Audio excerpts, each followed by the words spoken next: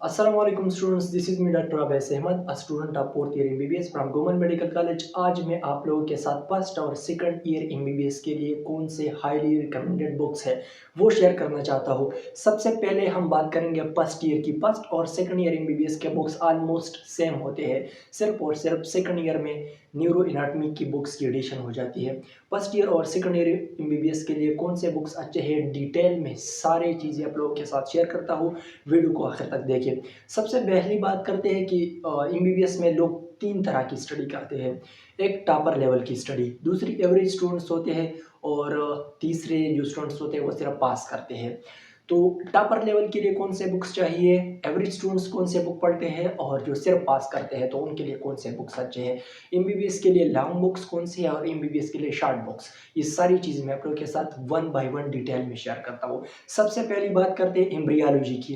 Embryology के लिए कौन से बुक्स रिकमेंडेड है। एम्ब्रियोलॉजी के लिए जो सबसे लेंथी बुक्स है और जो बेस्ट बुक्स है वो है केलिम का, लेकिन केलिम है लेंथी और आखिर में रिवाइज नहीं होता, इसलिए ज़्यादा लोग नहीं पढ़ते। केलिम जस्ट 1 to 2% लोग पढ़ते हैं। तो केलिम अगर आप हद से ज़्यादा तीटा है तो फिर आप केलिम का बुक ले सकते हैं।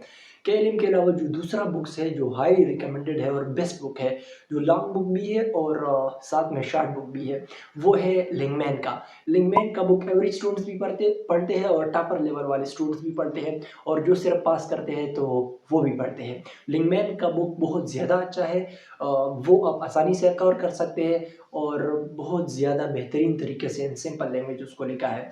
लिंगमैन तो लॉन्ग बुक हो गया। एम्ब्रियोलॉजी के लिए जो शॉर्ट बुक है वो है शर्जिल का। सबसे पहले अगर आप टॉपर लेवल के बुक लेना चाहते हैं तो वो है केएलएम। केएलएम कोई पढ़ता नहीं क्योंकि वो आखिर में रिवाइज नहीं होता। दूसरा बुक्स है एम्ब्रियोलॉजी के लिए वो है लिंगमैन का। लिंगमैन बहुत अच्छा है, मैंने खुद भी पढ़ा था लिंगमैन।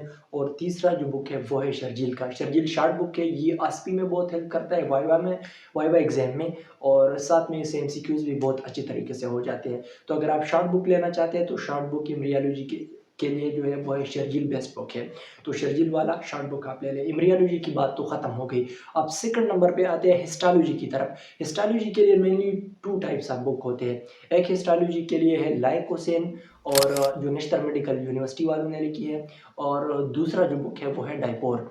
लाइकोसेन का बुक सिंपल लैंग्वेज में लिखा है, उसमें डिटेल में हर एक चीज़ गिवन है, हर एक स्टूडेंट आसानी से उसको रोड कर सकता है, उसमें ज़्यादा टफ लैंग्वेज नहीं है। और दूसरा जो बुक है वो है डाइपोर का। डाइपोर का में डायग्राम ज़्यादा होते हैं, अटलस टाइप है डाइपोर अटलस, उसमें डायग्राम ज़्यादा होते हैं, बाकी उसमें डिटेल ज़्यादा नहीं होता। सो अगर आप चाहते हैं कि डिटेल में भी पढ़ो और आसानी से पढ़ो तो वो लाइकोसेन मैं आपको रिकमेंड करता हूँ। लाइकोसेन बेस्ट बुक है, मैंने खुद पढ़ा है लाइकोसेन। डाइपोर अटलस के जो समरीज होते हैं वो आप लोग आखिर में पढ़ सकते हैं, लेकिन एक बुक फॉलो करें और उसके लिए जो बेस्ट बुक है हिस्टोलॉजी के लिए वो है लाइकोसेन का बुक। अच्छा, बढ़ते हैं तीसरे बुक की तरफ MBBS में, और वो है एनाटॉमी का बुक। एनाटॉमी का लैंग्वेज थोड़ा टफ होता है क्योंकि एनाटॉमी में आपने सारे वही चीज़ें रटा करने हैं जो बुक में है। एनाटॉमी में आप खुद से कुछ नहीं कह सकते। तो एनाटॉमी के लिए डिफरेंट बुक्स लोग यूज़ करते हैं। जो फर्स्ट और हाईली रिकमेंडेड बुक है वो है ग्रेज एनाटॉमी का। ग्रेज एनाटॉमी सिंपल लैंग्वेज में लिखा है। ग्रेज में डायग्राम ज़्यादा होते हैं, सिंपल डायग्राम्स होते हैं, टॉपिक से रिलेटेड डायग्राम्स होते हैं। लैंग्वेज भी ग्रेस का सिंपल है, लेकिन ग्रेस में एक मसला है कि ग्रेस बहुत ज़्यादा लेंथी है और आखिर में रिवाइज नहीं होता। सो अगर आप चाहते हैं कि मैं टॉपर बनूं तो उसके लिए आपने ग्रेज एनाटॉमी पढ़ना है, लेकिन एक चीज़ याद रखनी है कि ग्रेज एनाटॉमी आखिर में मुश्किल से रिवाइज होती है। रिवाइज हर चीज़ होता है लेकिन मुश्किल से रिवाइज होती है, और ख़ास करके फिर सेकंड ईयर में उसका रिवीजन मुश्किल है। सो अगर आप चाहते हैं कि मैं अपनी बेस को स्ट्रांग करूँ एनाटॉमी का तो उसके लिए आप ग्रेज एनाटॉमी का बुक ले लें। और ग्रेज एनाटॉमी सिर्फ और सिर्फ फर्स्ट ईयर अपर लिम और लोअर लिम आप ग्रेज एनाटॉमी से पढ़ लें। बाकी सेकंड ईयर में आप ग्रेज एनाटॉमी ना पढ़ें क्योंकि वो बहुत ज़्यादा है और उसको रिवाइज करना आपके लिए मुश्किल हो जाएगा। सेकंड ईयर में फिर न्यूरो भी आ जाती है और भी बुक्स आ जाते हैं तो रिवीजन मुश्किल हो जाता है। तो फर्स्ट ईयर के लिए अगर आप करना चाहते हैं तो वो है ग्रेज एनाटॉमी। सेकंड ईयर के लिए आप खैर ग्रेज एनाटॉमी ना पढ़ें। अब दूसरा जो बुक है हाईली रिकमेंडेड बेस्ट बुक वो है स्नेल एनाटॉमी का, जो मैंने खुद भी पढ़ा था। स्नेल एनाटॉमी शॉर्ट भी लिखा है, टू द पॉइंट लिखा है, प्रिसाइज लिखा है। स्नेल एनाटॉमी को आप लाजमी ले लें, और फिर स्नेल एनाटॉमी की रिवीजन के लिए आपने शॉर्ट स्नेल लेना है। स्नेल एनाटॉमी मेन बुक है, उसकी रिवीजन के लिए है शॉर्ट स्नेल। शॉर्ट स्नेल आप उसकी रिवीजन के लिए ले सकते हैं। तो स्नेल एनाटॉमी में सिर्फ और सिर्फ एक मसला है, और वो मसला ये है कि स्नेल एनाटॉमी में जो चीज़ें दी गई है वो डायग्राम के साथ रेलेवेंट नहीं है। यानी डायग्राम एक पेज पे दिया है और टॉपिक दूसरे पेज पे दिया है, तो आप फिर मुख्तलिफ डायग्राम्स पढ़ोगे। एक टॉपिक के लिए आप मल्टीपल डायग्राम्स पढ़ोगे, तो डायग्राम्स रिलेवेंट नहीं है। तो उसके लिए आपने नेटर अटलस लेना है। नेटर अटलस आपने लेना है स्नेल के साथ लाजमी। स्नेल बुक ले ले और स्नेल के साथ ले ले नेटर अटलस। नेटर अटलस में आप लोगों ने डायग्राम्स देखने हैं और स्नेल से आपने स्टडी करनी है, तो आसानी से हो जाएगा। बाकी फिर उसके लिए लेक्चर की भी ज़रूरत नहीं होती, इतना आसान आपके लिए हो जाएगा। स्नेल एनाटॉमी देखनी है और स्नेल के साथ साथ जो टॉपिक आप पढ़ रहे हैं तो वो टॉपिक आपने देखना है नेटर अटलस में। स्नेल एनाटॉमी भी हो गया। स्नेल एनाटॉमी के लिए जो शॉर्ट बुक है वो है शॉर्ट स्नेल, वो आप लाजमी ले लें क्योंकि आखिर में रिवीजन का मसला कई स्टूडेंट को होता है। अच्छा, ये तो हो गई दूसरे बुक की बात। तीसरा जो बुक है वो है बीडी का। बीडी बहुत लेंथी है, बहुत लेंथी, वो ग्रेस से भी ज़्यादा लेंथी है।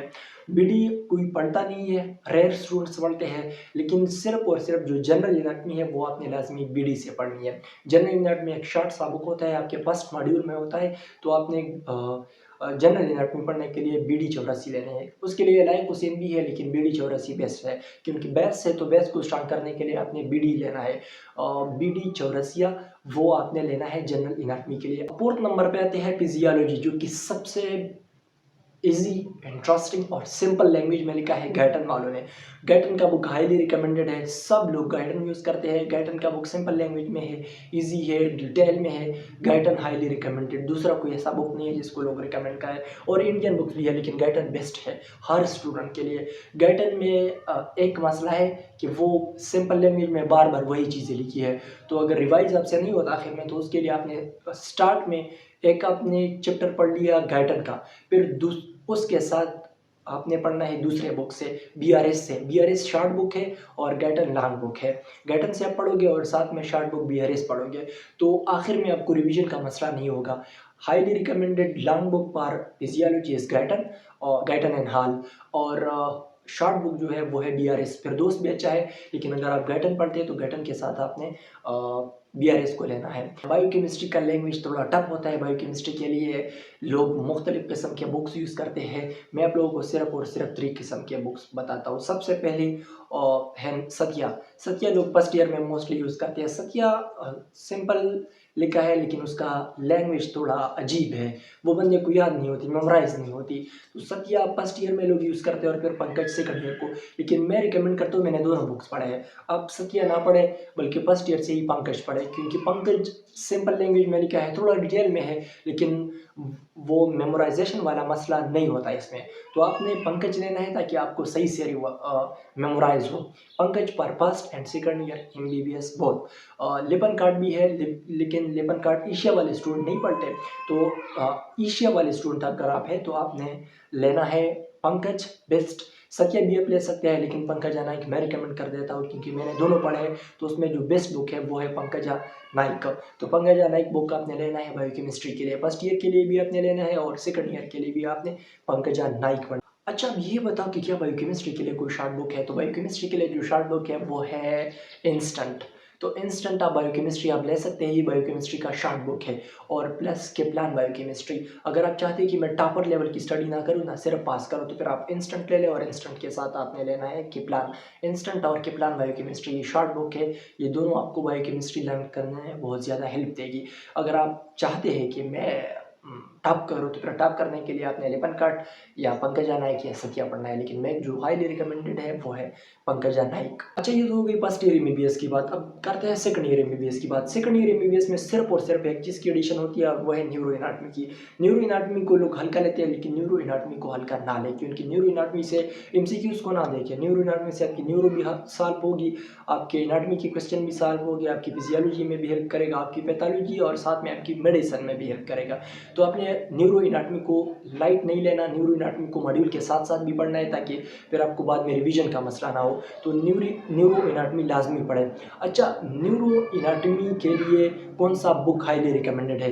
तो उसके लिए है Snell neuro anatomy. Snell neuro anatomy best है, मैंने खुद पढ़ा है, आप वहाँ से पढ़ सकते हैं स्नेल न्यूरो एनाटॉमी। अगर आप कहते हैं कि मैं स्नेल न्यूरो एनाटॉमी नहीं पढ़ता, तो फिर आपने जाना है विश्राम सिंह के लिए। विश्राम सिंह ने भी अच्छा लिखा है, विश्राम सिंह भी आप पढ़ सकते हैं और स्नेल न्यूरो एनाटॉमी पढ़ सकते हैं। ये है लॉन्ग बुक। अच्छा, आप मुझे शॉर्ट बुक बताइए। तो शॉर्ट बुक के लिए लोग ऐसा करते हैं कि डॉक्टर नजीब के नोट्स रखते हैं और डॉक्टर नजीब के लेक्चर्स रखते हैं। डॉक्टर नजीब के नोट्स और डॉक्टर नजीब के लेक्चर्स आपको पास करेगा न्यूरो में। अच्छा, न्यूरो एनाटमी के लिए कोई और शॉर्ट बुक, तो वो है बीडी। बीडी शॉर्ट बुक है, वो आप ले सकते हैं न्यूरो एनाटमी के लिए, उससे आपकी न्यूरो एनाटमी कवर हो जाएगी। ये तो हो गई बुक्स की बात। अब करते हैं एमसीक्यूज की बात। क्वेश्चंस कैसे आएंगे? तो क्वेश्चंस सिनेरियो बेस्ड भी आ सकते हैं, सिंपल स्टेटमेंट भी आ सकते हैं। फर्स्ट ईयर बेसिक होता है, फर्स्ट और सेकंड ईयर उसमें सिनेरियो क्वेश्चन, क्लिनिकल क्वेश्चन बहुत कम होते हैं, आपके बेसिक चीज़ों से आते हैं। तो उसके लिए एमसीक्यूज आपने हर एक चैप्टर के एंड में बाज बुक्स में दी है, तो वो भी आप पढ़ सकते हैं। लेकिन आप वो पढ़ना अगर नहीं चाहते तो फिर आपने अपने रिलेवेंट जो यूनिवर्सिटी है, अगर आप यूएचएस से है तो आप यूएचएस के पास्ट एमसीक्यूज देख सकते हैं। अगर आप केएमयू के हैं तो आप केएमयू के पास्ट एमसीक्यूज दे सकते हैं। केएमयू के जो पास्ट एमसीक्यूज है वो है टिन डॉक्टर के नाम से। तो टिन डॉक्टर का बुक आप पहले ले लें और साथ में एमसीक्यूज प्रैक्टिस करें, तो आपको समझ आ जाएगी कि एमबीबीएस में एमसीक्यूज किस टाइप के आते हैं। क्योंकि MBBS is something else and APC is something else. और ये याद रखिए कि MBBS is not like MDCAT, NEET, EPC. क्योंकि एमबीबीएस में बहुत ज़्यादा काम करना पड़ता है। दिन रात काम का मैं नहीं कहता। एमबीबीएस में कंसिस्टेंटली आपने काम करना है। क्योंकि अगर आपने सिर्फ और सिर्फ पास भी होना है ना, तो उसके लिए आपने मुसलसल 3 महीने मेहनत करनी है सिर्फ पास होने के लिए। और वो भी प्रेडिक्टेबल होगा, यकीन के साथ आप नहीं कह सकते। तो एमबीबीएस इंटरेस्टिंग भी है, लेंथी भी है। खुद को बोर ना करें, ज़्यादा टॉपर बनने की कोशिश ना करें।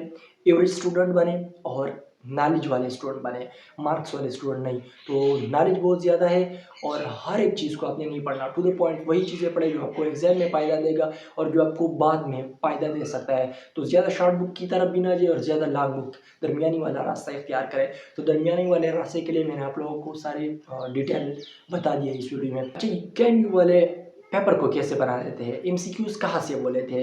क्योंकि केएमयू तो मेडिकल कॉलेज नहीं है, वो है मेडिकल यूनिवर्सिटी। वो एमसीक्यूज का बैंक लेते हैं सारे मेडिकल कॉलेजेस से। और सारे मेडिकल कॉलेजेस के जितने प्री प्रोप्स के एग्जाम हुए हैं उसको कलेक्ट करके वो एक पेपर बना देते हैं, जिसका आपको समझ नहीं आता कि यार ये कहाँ से लिया है, इसका डिफिकल्टी लेवल क्या है, कितने लेवल में ये पेपर बनाए हैं, मॉडरेट एमसीक्यूज इसमें है या नहीं है, या तो पेपर बिल्कुल आसान होती है या पेपर बिल्कुल टफ होती है। तो केएमयू का कुछ पता नहीं लगता। केएमयू सारे जितने प्री प्रोप्स हैं उसको जमा करके उससे एक पेपर बना देता है। और वो पेपर या तो बहुत आसान होती है या बहुत टफ होती है, 2 लेवल में वो बना देते हैं। तो ये हो गई highly recommended books for first and second year MBBS. आप लोगों की जो क्वेरी है वो आप लोग कमेंट सेक्शन में मेरे साथ शेयर कर सकते हैं।